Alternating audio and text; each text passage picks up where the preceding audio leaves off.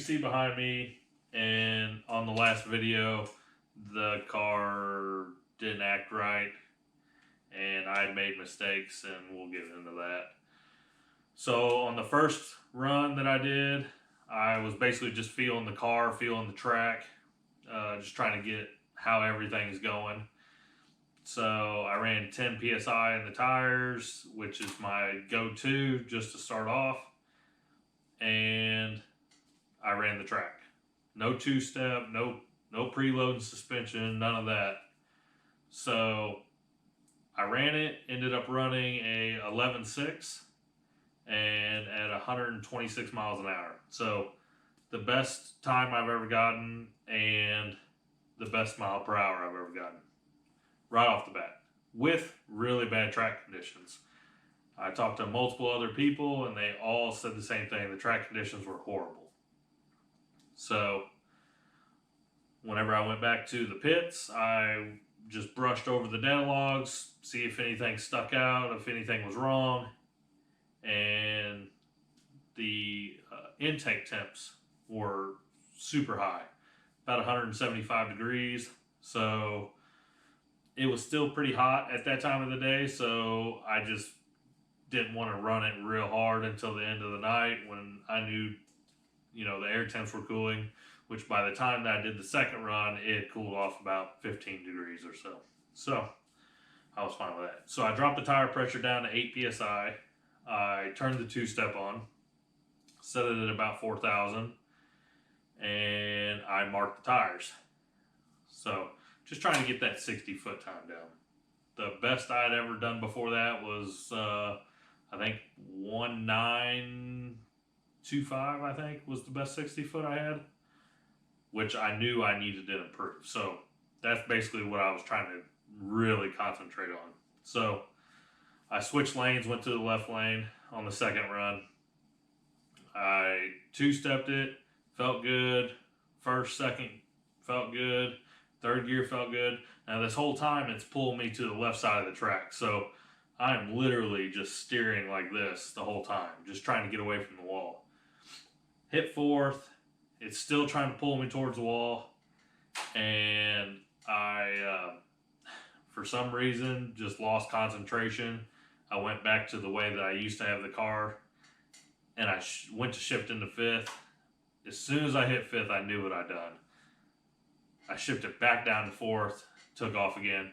I ended up running 11.7, even with a 3/4 second time delay. Basically a loss right there.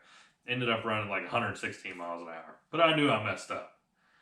So on the next run, I knew that I need to concentrate on just getting into fourth and running fourth out. But I went back to the pits, looked over the data logs, and the temps were dropping. They were about 160 degrees, so they were on the downfall.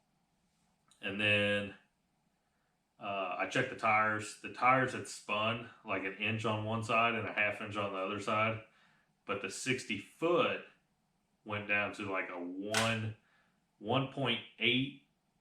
I want to say like a 1.83 or something like that. It was like right there at a perfect 1/10 of a second difference. So I'm definitely going in the right direction. Took it down another PSI, went out again, and this whole time I'm thinking intake temps, wall. I kept it in the left lane because it did feel a lot better. And I pull up to the line and I'm two-stepping it, and out of the corner of my eye, I thought I seen a spark fly out. So in my mind, I'm instantly thinking the spark plug tip just burnt off. So I took off and it felt good. Second, it felt good. So I'm like, okay. Shifted into third and it just dogged. And I'm like, I lost the spark plug tips. Okay. So I just kind of run it out, which even park throttle on this big throttle body is still wide open. And then I went into fourth and it was like all the power came back. Well, it actually fired. So I actually thought I hit red line. And then I hit fourth and I got into it a little bit and it felt like all the power came back. So I got back in it, took back off. and by the time I hit the end of the track, the damage was done. I didn't even know what happened. I actually didn't know what happened until I went to Waffle House to eat some breakfast, because usually by the time I'm coming home it's about 2:30 in the morning or so. And going over the logs, first and second the boost curves looked right, and then third the boost curve went up, it dipped real hard, and then whenever I went to fourth, it looked like normal. It went up and just stayed flat. So for third, it had this peak and then a dip like that, and it peaked back up. And for some reason, all the data that I had selected had got scrambled. So it like went to its factory setting. So everything was just in a weird position, and the RPMs were on another graph. And what I ended up figuring out was that I went from second to fifth. And whenever I went to fifth and I cracked that throttle open, all that boost pressure went in, and I actually hit 18.5 pounds of boost at like 2,500 RPM. So that wasn't good on the motor. And then continuing, I stayed in it, which was stupid. Now, looking back, it didn't do anything good on the motor. So that's where we're at right now. I actually got the motor pulled back out. Let's take a look at the damage. All right, so just starting off, you can see the bearing material. And I don't know how good this is going to show up in the video, but that journal is trash. Now, I've already checked all the rods. The number 5 was the only one that was destroyed. And I had a feeling that I smashed the bearing, and that feeling was correct. I actually smashed both sides of it. And then, of course, one spun went on top of another. It didn't go very far, maybe a 1/4 inch, but that's enough.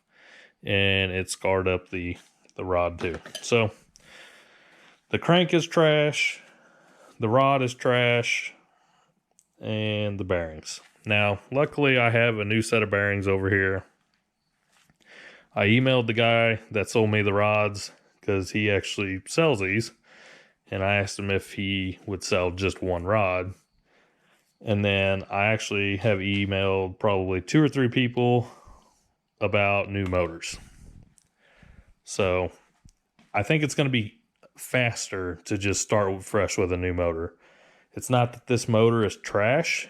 I mean, the crank's bad, the rods are bad, but the block is fine. So the problem is that I'm going to have to tear it all apart, make sure everything is clean, make sure to get all these little bitty pieces out. The oil pump's probably trash. I'll know for sure whenever I disassemble it, but that's just not something I want to risk.